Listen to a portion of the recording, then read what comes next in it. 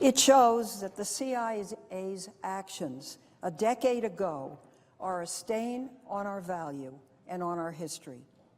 The release of this 500-page summary cannot remove that stain, but it can and does say to our people and the world that America is big enough to admit when it's wrong and confident enough to learn from its mistakes. Isn't that wonderful? All right, joining us now, the great Andy McCarthy, National Review author, best-selling author, his latest, Faithless Execution, building the political case for Obama's impeachment, of course, former federal prosecutor. Andy, welcome. I just want to start with the horrific massacre of the school children in Pakistan by the Taliban in Pakistan.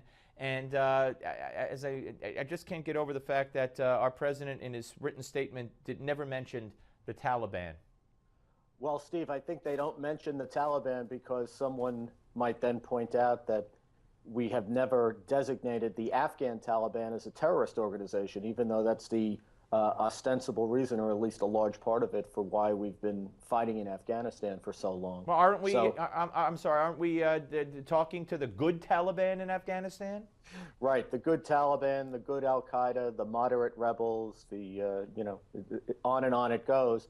But that is the kind of rationalization that you have to do, the kind of mental gymnastics you have to do when you won't come to grips with the enemy's ideology. Yeah, it's sad. All right, you wrote a great piece at National Review talking about the Feinstein Report and how it is going to cost us.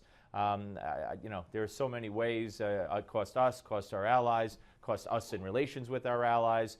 It just goes on and on. Yeah, and just in terms of raw cost, before you even get to the ramifications of the report, Steve, I would point out to people that in the private sector, if you did a $50 million exercise that you had the audacity to call an investigation without interviewing any of the key witnesses, you'd be doing heavy-duty time for fraud.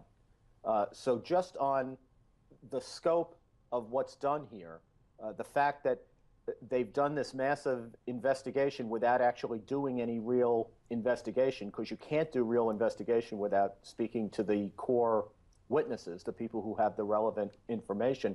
I think people ought to be pretty steamed about this, because whether it was about torture or tiddlywinks, you can't do an investigation without talking to witnesses. No, absolutely. And as you said, I mean, we've had so many people on this show from General Hayden and others, John Yoo, and right on down the line, all the information that was gained was used and was so valuable. Now, not only have we stopped the enhanced interrogation techniques, but also we're not capturing anybody anymore. We're just killing them. We don't even try to get information out of them.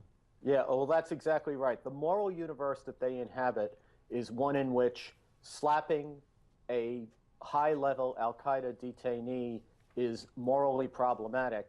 But if you're in a situation where you can either kill or capture somebody who has first-rate intelligence, or the capacity to give you first-rate intelligence, and you're in a war against a secretive terror network where intelligence is really the only thing that you have to bring the American people security, it's fine to kill, and even fine to kill if it means that you're killing innocent bystanders along with the target, but slapping or waterboarding Khalid Sheikh Mohammed is a problem. Right, and we're talking about, of course, as you point out in your piece, enemies, jihadists who will go on beheading teenagers and planning massive attacks. And as we saw today, as we alluded to at the top, I mean, these are children that were beheaded and killed in cold blood. Yep. And, it takes me back to Beslan a little bit, and it just, you cringe at, we all have kids in school.